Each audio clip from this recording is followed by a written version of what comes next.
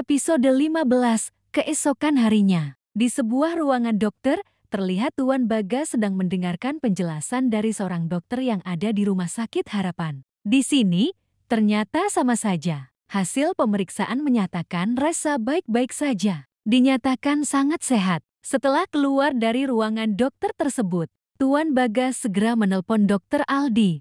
"Halo, gimana Gas? Apakah di sana ditemukan penyakit Reza?" Tanya Dokter Aldi, begitu mengangkat telepon. Terasa sangat tidak sabar. "Gak ada Di, jadi gimana sekarang ya? Gue bingung, Reza beneran merasakan sakit itu. Lu juga lihat sendiri, kondisinya sewaktu datang bukan? Kemudian, dinyatakan sehat begitu saja. Aku harus bagaimana Di?" Kata Tuan Bagas, sangat bingung dengan keadaan Reza. "Aku Gas, dari kemarin juga bingung. Semalaman aku baca ulang semua data Reza, aku baca berbagai macam jurnal juga. Tapi tidak ada kasus seperti Reza," kata Dokter Aldi. "Kalau saja Reza bilang ada sebuah kejadian yang bisa mendukung diagnosa awalku, bahwa dia hanya syok saja, maka aku justru tenang. Karena berarti, logis jika Reza syok, tanpa kejadian tiba-tiba syok, harus ada penyakit lain penyebab syok itu terjadi, bukan?" Imbuh Dokter Aldi. "Apa gue harus bawa Reza ke luar negeri? Seperti katamu kemarin Di?" Tanya Tuan Bagas. "Jika memang perlu Gas, mungkin ada sejenis penyakit baru yang berasal dari luar negeri atau bagaimana? Yang jelas di negeri awan belum ada penyakit itu, sehingga semua alat di sini tidak mengenalinya. Tapi gue juga sanksi, karena gue sudah melakukan banyak tes virus pada darah Reza. Tidak ada satu virus pun, kalaupun ada virus aneh yang belum pernah ada. Seharusnya tetap terdeteksi alat kami, tapi nggak ada. Hanya, kalau kamu mau yakin, gue saranin keluar negeri saja Gas. Demi anak, anggap saja liburan sembari mencari kepastian bukan?" Kata Dokter Aldi, panjang lebar. "Baiklah, gue turutin. Lu ada rekomendasi? Gue harus bawa kemana Reza?" Tanya Tuan Bagas. "Nanti gue kirimkan linknya, suruh saja Satria buat ngurus itu. Dia pasti paham apa yang harus dilakukan sebelum kalian ke sana," jawab Dokter Aldi. "Oke, gue tunggu ya," jawab Tuan Bagas. Di sekolahan SMA Antartika, Rizkia tidak bisa dicegah, dia tetap mau sekolah. Akhirnya Pak Tauni pagi-pagi sekali sudah mengantarkan Rizkia ke sekolah, karena sepeda listriknya masih di sekolahan. Sesampainya di halaman tunggu jemputan yang harus dilewati Rizkia untuk menuju kelasnya, terdapat Wina yang sedang duduk di bangku. Langsung berdiri dan menghampiri Rizkia. "Gue kaget waktu baca chatmu tadi pagi, kok sudah mau masuk sekolah? Ini mos loh, banyak kegiatan, nanti kamu kecapean lagi Riz. Kenapa masuk?" Tanya Wina. "Aku nggak kenapa-napa Win, tenang aja. Lihat, udah sehat kan? Aku biasa seperti ini, tiba-tiba sakit, tiba-tiba sehat.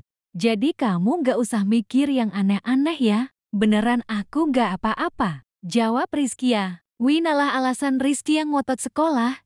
Dia takut Wina kan terus merasa bersalah. Maka dia sangat bersikeras masuk sekolah. Di depan kelas, terlihat Raffi sedang duduk di bangku depan, yang ada di lorong kelas. "Loh, kamu kok masuk sekolah Riz? Emang beneran udah sembuh?" kata Raffi, sembari beranjak dari duduknya dengan kaget. "Iya, aku nggak apa-apa kok. Terima kasih ya kemarin aku jadi merepotkan banyak orang," kata Rizkia. "Katanya kita teman, sesama teman tidak ada kata merepotkan," jawab Raffi. "Aku yang harusnya minta maaf Riz, seandainya aku tidak menumpahkan air es itu. Kamu pasti tidak akan sakit," kata Wina, masih merasa sangat bersalah dengan kejadian kemarin pagi. Tiba-tiba David muncul, sengaja berlari menuju kelas Rizkia. "Hai semua, Neng Rizkia sudah masuk, katanya kemarin sakit.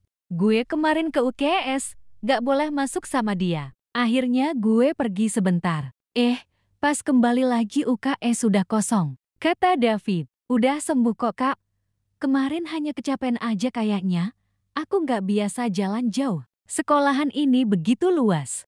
Jadi mungkin tubuhku kaget saja," jawab Rizkia, menjelaskan dengan tegas, agar Wina ikut mendengarnya. Bahwa bukan karena dia, Rizkia jadi jatuh sakit. Tak lama terdengar pengeras suara yang mengumumkan agar para murid baru segera berkumpul di lapangan upacara. Hari ini akan ada lomba lari, estafet, kemudian estafet juga tapi dengan imber air.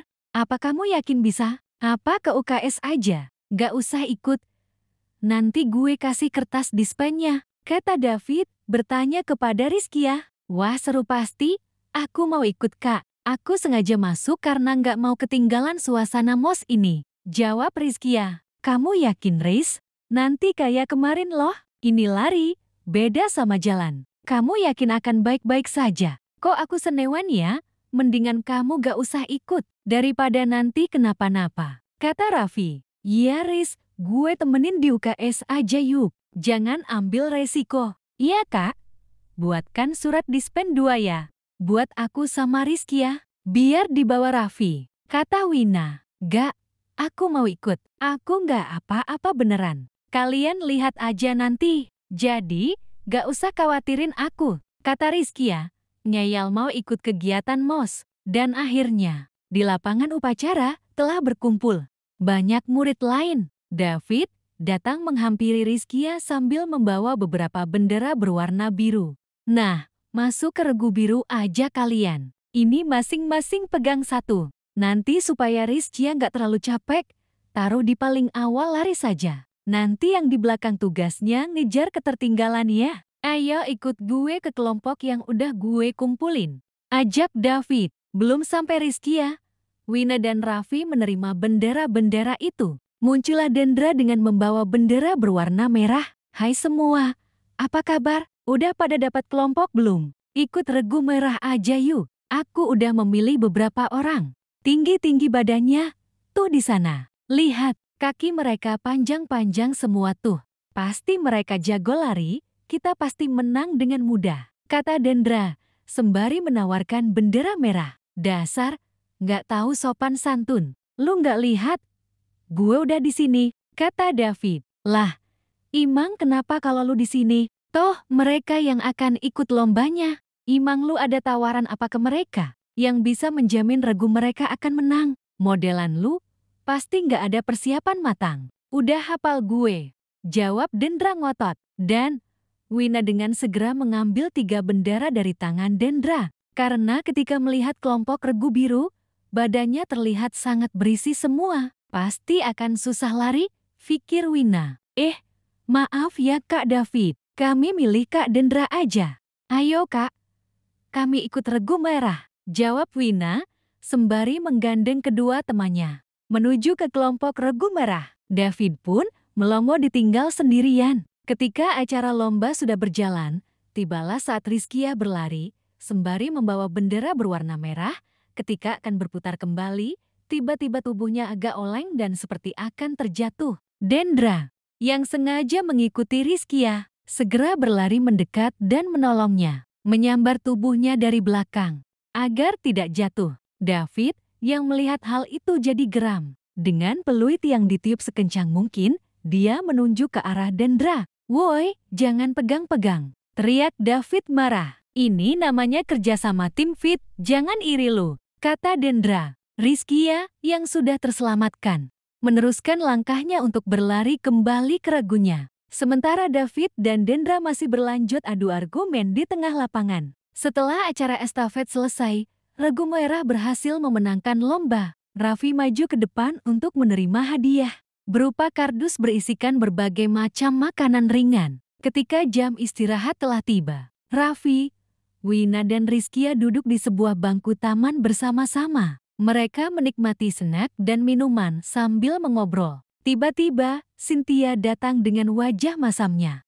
Hei ya, anak baru, bentaknya. Raffi, Wina dan Rizkia sontak kaget mendengar suara cempreng yang tiba-tiba berteriak di dekat mereka. Loh, jadi cewek jangan kecentilan ya. Jangan sok-sok cari perhatian dari para laki-laki. Ngerti? Bentak Cynthia. Aku kenapa ya?